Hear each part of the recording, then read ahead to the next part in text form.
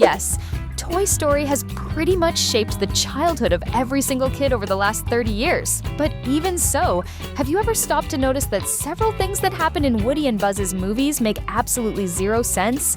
For example, if you actually stop to think about it and do the math, you'll come to the conclusion that the fifth Toy Story movie takes place in a time period that makes absolutely no sense in the franchise's timeline. Hear me out. Woody and Buzz's first movie takes place 30 years ago, back in 1995, which was exactly the year it was released. And the second movie, from what we can tell, especially by looking at how much Andy has grown, as well as his little sister Molly, takes place between 2 and 3 years after the first film.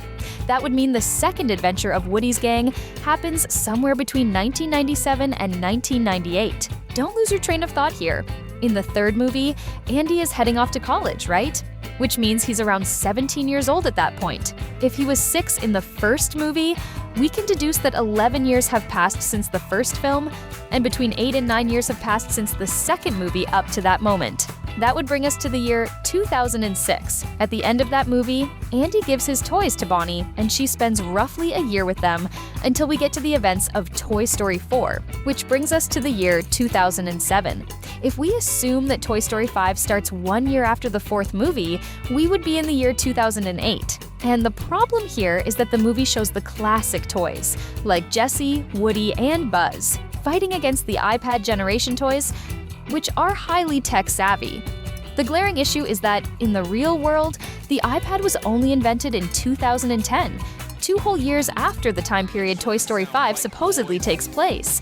In other words, the math isn't mathing when it comes to the timeline of this franchise. Don't you agree? If you've watched Toy Story 5 or even just seen the trailers, you probably noticed that a lot of things show Woody is getting old, like the appearance of his bald spot. We know that toys don't grow hair like regular human beings, but we can let that slide and say that the sheriff's head just got worn down over time, resulting in the fading of the brown paint on his head and making him look like a 50-year-old bald guy. So much so that Trixie mentions someone needs to grab a brown marker to color in his bald spot. But besides being bald, Woody now has a pot belly. Now that is where we really have to draw the line and say it makes zero sense. First of all, toys don't even eat anything, so how could he possibly have gained weight? Toys don't drink anything either, so that is definitely not a water belly. And since Woody is a rag doll, if he ever got ripped and someone stuffed him with way too much filling, all they'd have to do is take it out and sew him back up. After all, if there's one good thing about being a toy, it's that you don't need any anesthesia when going into surgery to add or remove stuffing. If Pixar really wanted to poke fun at the fact that Woody is getting old, which is true, considering he's literally a doll from the 1950s, the bald spot would have been more than enough. But they decided to push it a little bit and gave him a gut, even though it defies all logic. But hold your horses, because those aren't the only things that don't make sense in Toy Story. Get ready, because we are about to blow your mind. Now let's talk about the one thing that definitively makes no sense at all in Toy Story 5. Even though it's a super cool scene, when Jessie is riding the horse and holding onto his mane alongside Bullseye, we really need to ask ourselves a few questions. And the main one is, how in the world did Pixar think nobody was going to question how a ragdoll like Jessie, who probably weighs around 100 grams, manages to not only ride a horse that likely weighs about 700 kilograms, but also completely tame it to the point of making the horse rear up on 2 legs in that famous Zorro pose? Look, I get it. The doll that Buzz is head over heels for is an incredibly skilled cowgirl, but it's pretty hard to argue against the laws of physics. The truth is, Jessie's weight on that horse's back wouldn't make the animal feel the slightest difference, especially when it's running full speed, as we can see in the scene. So, I think it's safe to say that Pixar kind of pushed the envelope on this one, wouldn't you agree? Speaking of animals, we really need to get a better grasp on how our four-legged friends act around our main characters.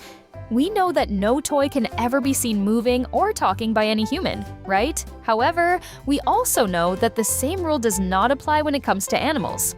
That's because ever since the very first movie, we see that pets react in completely different ways when they come face to face with living toys.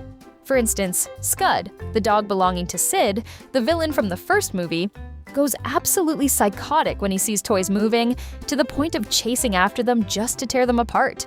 The exact same thing goes for Dragon, the cat that lived in the antique store where Woody first meets Gabby Gabby. Just to give you an idea, there's a scene where the cat flat out shreds a ragdoll to pieces, pretty much sending that toy straight to plastic heaven. And in another moment, he literally swallows Giggle McDimples, Bo Peep's assistant, whole. But at the same time, we have Sammy, Bonnie's pet lizard, who doesn't seem to be bothered by the toys at all, so much so that Woody and Buzz actually use her little paw to swipe on the lily pad's touchscreen. And we also have Buster, that sweet puppy Andy gets at the end of the first movie, who in the second film acts like he's Woody's official trusty steed and loyal sidekick. All of this raises a massive question. At the end of the day, how exactly do animals perceive and understand the intentions or even the words of the toys, like in Buster's case? Does it make any sense that some of them love our beloved protagonists, while others hate them with a burning passion? Before we continue, just a quick heads up. If you also enjoy movies, series, and cartoons, click the subscribe button right now, alright? Speaking of Buster, there is a scene in Toy Story 3 where he shows up, but it just genuinely makes zero sense. When Andy is taking his toys up to the attic, Molly calls him over, and Andy's mom ends up thinking that the bag is just full of trash. Meanwhile, Woody manages to watch the whole thing unfold and realizes the huge mistake that is about to happen. Keep in mind, all of this is going down on the first floor of the house. Right after that, the ragdoll sheriff calls Buster over one more time to help him out. And wouldn't you know it? In less than 3 seconds, we see a much older and slightly overweight version of the dog walking right through Andy's bedroom door, proving that the years really have gone by, even for the good old boy Buster. But have you ever asked yourself how such an old, chubby little dog managed to climb the stairs and walk into Andy's room as fast as he does in that scene? Even if he were a puppy full of boundless energy like he was in Toy Story 2, it would still take him at least another 5 to 10 seconds to make it up to that room. Don't you think? Without a doubt, Buzz is one of the main characters of the movie. That's just a fact. We even saw an entire army of space rangers involved in the mission to rescue Jessie. But there is one thing about Woody's best friend that has never made any sense whatsoever. If we rewind back to the very first movie, you'll see that as soon as Buzz arrives in Andy's room, he blindly believes that he is not a toy, but rather a real-life space ranger, and that the kid's bedroom is actually an alien planet that he desperately needs to escape from. Up until then, fair enough. We can assume he hit his head a little too hard while traveling from his factory in Taiwan all the way to Andy's house. The catch is that, even though he is completely convinced of this, every single time a human being came anywhere near him, he would immediately drop to the floor and pretend to be a toy just like everyone else. But why, if he firmly believes that he isn't a toy? See how that doesn't make any sense? Now, let's talk about another character who also happens to be one of my absolute favorites in the franchise, Mr. Potato Head. Despite being a super funny guy, we have to admit that the way his body works makes no sense. That's because the rules regarding how Mr. Potato Head's body functions seem to magically change with every single movie. For example, in the first movie, when he gets completely taken apart, his individual pieces keep operating and sending signals back to him. His eyes can literally see in the dark, while fully separated from his body. However, in Toy Story 3, he manages to stick his parts into a tortilla, and later on, into a cucumber, somehow transferring his consciousness and motor skills over to these food items. So the lingering question here is, what exactly defines the soul of a potato head? If his original plastic base gets destroyed, can he just live forever by inhabiting random vegetables? Jumping back to Toy Story 2, which is the first movie where Jessie shows up, let's talk about a specific scene she is in that makes zero sense. When Woody is just about to grab his torn-off arm from a sleeping owl and get the heck out of there, the television turns on out of nowhere. Nowadays, we all know that Stinky Pete was the one who did it, but the sheriff firmly believed it was Jessie for one simple reason. The remote control was sitting exactly in front of her display case. So we can't really say that Woody's line of thinking was totally illogical, but the fact remains. Pete got out of his box, pressed the remote that was sitting right in front of Jessie, walked all the way back into his box, and the cowgirl absolutely didn't see a thing. Seriously. Either that makes no sense, or Jessie is one of the most painfully oblivious toys I have ever seen in my entire life.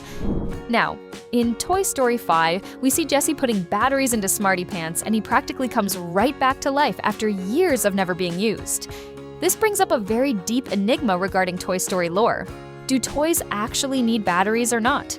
For example, while Buzz clearly needs fresh batteries, as shown in Toy Story 3 when he gets reset, toys like RC, the remote control car, seem to have infinite energy or just don't ever need mechanical maintenance. Actually, RC does run out of battery in the first movie and needs the rocket to get back. But modern electronic toys apparently can't maintain their consciousness whenever their batteries die. Could this be something that affects the lily pad too? If you remember correctly, you'll recall that Toy Story 4 introduces a brand new, rule-breaking concept into the toy universe. Forky comes to life simply because Bonnie put him together out of literal trash and played with him. This implies that consciousness doesn't come straight from the factory along with the toys themselves, but rather from a child's pure intention to play with them. Following that exact logic, any random object with a pair of googly eyes glued on and a little bit of imagination should instantly spring to life. If this is an absolute truth in this universe, it means that the human world should be absolutely jam-packed with sentient, random everyday objects suffering from daily existential crises, since they have absolutely no idea why they are alive. Don't you agree? We've reached the end of this video, but if you like having your mind blown, this is the right place. That's why we left 2 really good videos for you to click, watch, and best of all, stay with us.